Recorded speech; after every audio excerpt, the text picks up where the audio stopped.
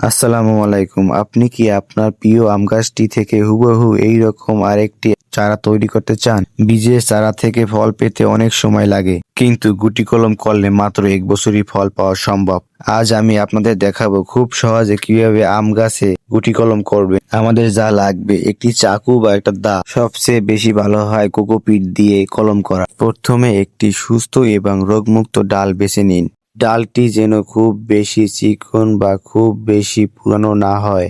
1 বছর বয়সী পেন্সিল সমান মোটা ডাল গুটি কলমের জন্য সবচেয়ে ভালো। চাকু দিয়ে ডালের একটি নির্দিষ্ট অংশ গোল আকারে কাটা হচ্ছে। এবার ডালের একটি ডাঁটের নিচে প্রায় 1 থেকে 2 ইঞ্চি পরিমাণ জায়গায় গোল করে ছালটি ছাড়িয়ে নিন। খেয়াল রাখবেন যেন ভিতরে সাদা কাঠালো অংশটি ক্ষতিগ্রস্ত না হয়। ছাল ছাড়ানোর পর ভিতরে পিচ্ছিল আবরণটি চাকু দিয়ে হালকা করে ঘেঁষে পরিষ্কার করে দিন। এতে শিকড় দ্রুত গজাবে। এবার আগে থেকে তৈরি করে রাখা ভেজা কোকোপিট ডালের কাটা অংশে ভালোভাবে চারপাশ দিয়ে লাগিয়ে দিন। এবার একটি পলি দিয়ে কোকোপিটটা ঢেকে দিন, যাতে বাতাস ঢুকতে না পারে। পলিথিনে 2 মাথায় রশি দিয়ে শক্ত করে বেঁধে দিন।